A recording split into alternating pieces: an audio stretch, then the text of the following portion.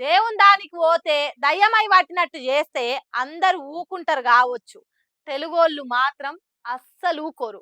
కేరళ శబరిమలకు పోయిన మన అయ్యప్పలను అక్కడి వ్యాపారి ఎవలో వాటర్ బాటిల్‌కు వాటాగా ధర చెప్పిండట. అరే! రాష్ట్రం గాని రాష్ట్రం వచ్చినమని నీ ఇష్టం ఉన్నంత రేటు చెప్తావా అని అడిగిండట మన తెలుగు అయ్యప్ప.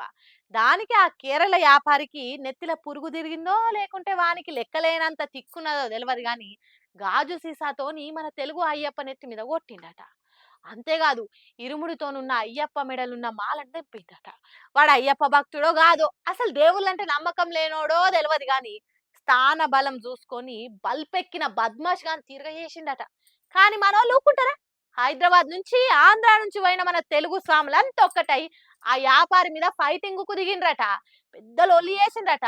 పోలీసులొచ్చి సంధాయించితే గాని లొల్లాపలేదట.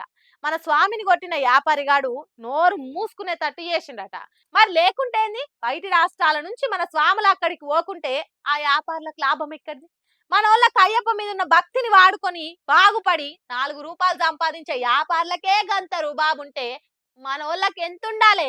అందుకే పీకి పాకం పెట్టిండ్రట. పోలీసులు ఎంటర్ కాకుంటే ఇంకింత ఎక్కువనే చేసేటోళ్ళట ఫైటింగు. మరి లేకుంటే ఏంది? దేవుని కాడ ఉండేటోళ్ళు ఎంత మంచి మనసుతోని ఉండాలి. ఏం కథ? అయ్యప్ప అంటే స్వచ్ఛత. అయ్యప్ప అంటే అబద్ధం ఆడకుంటా ఉండుడట. అసోంటిది ఎక్కువ తక్కువ రేట్లు చెప్పి మోసం చేస్తే ఆ వ్యాపారిని ఆ అయ్యప్ప క్షమిస్తాడా? మంది భక్తిని వ్యాపారాలకు వాడుకునేటోళ్ళు ఏం మనుషులో ఏమో పోన్రని మనసులనే అనుకుంటున్నారట శబరిమలకు పోయే అయ్యప్పలు.